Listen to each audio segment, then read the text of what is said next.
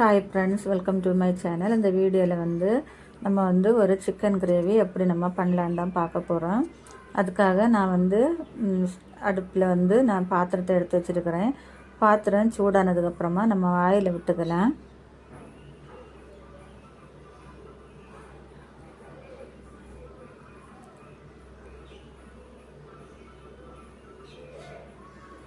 Oil சூடானதுக்கப்புறமா கடுகை போட்டுக்கலாம்.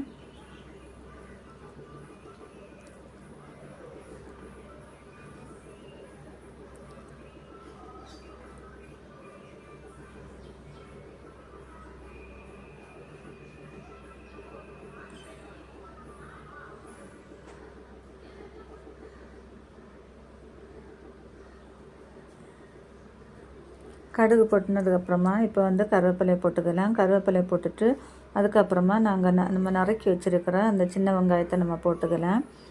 சின்ன வெங்காயத்தை போட்டு நம்ம இப்போ நல்லா வதக்கி போட்டு கொடுத்துக்கலாம்.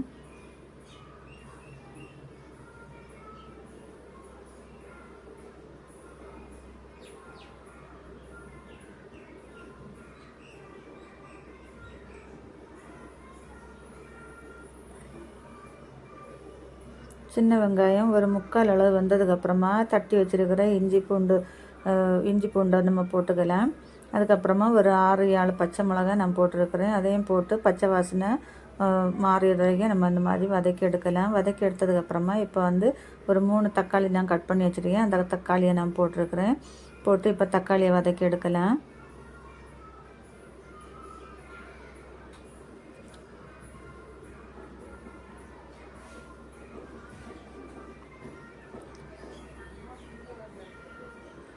தக்காளி நல்லா வதங்கினதுக்கப்புறமா காரத்துக்காக ஒரு 2 ஸ்பூனு மிளகாத்தூள், அப்புறமா 2 ஸ்பூனு மல்லித்தூள் போட்டிருக்கிறேன்.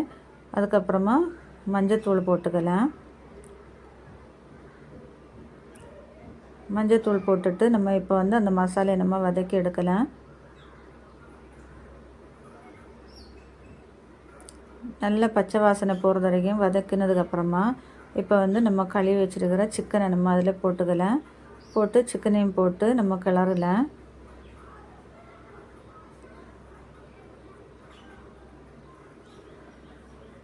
இந்த மாதிரி சிக்கனை கிண்டி எடுத்துக்கோங்க.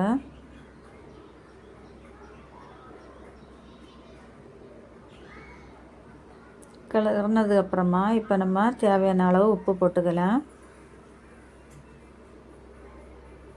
உப்பு போட்டுட்டு இந்த மாதிரி கரண்டி வச்சு கிண்டி எடுத்துக்கலாம்.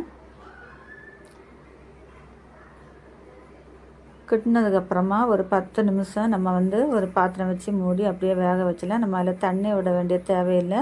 ஏன்னா சிக்கன்லேயே தண்ணி இருக்குது. அந்த தண்ணி நமக்கு இப்படி இந்த மாதிரி ஊறி வந்திருக்கும். இப்போ நம்ம பாத்திரத்தை எடுத்துகிட்டு ஒரு 10 நிமிஷம் கழித்து இந்த மாதிரி ஒருக்கா கிண்டி கொடுத்துக்கலாம்.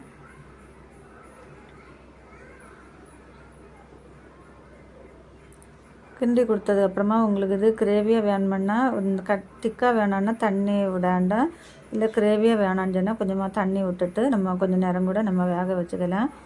வேக வச்சு அது வந்ததுக்கப்புறமா இந்த மாதிரி பெப்பர் தேவையான அளவு போட்டு கிளறி எடுத்துக்கலாம்.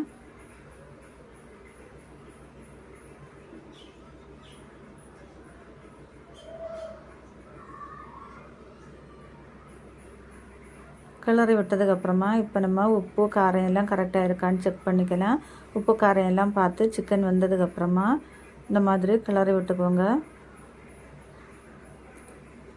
கிளறி விட்டதுக்கப்புறமா இப்போ நம்ம கொஞ்சமாக மல்லி இலை கட் பண்ணி போட்டுக்கலாம். அதுக்கு கூட கொஞ்சமாக கருவேப்பிலையும் நம்ம போட்டுக்கலாம்.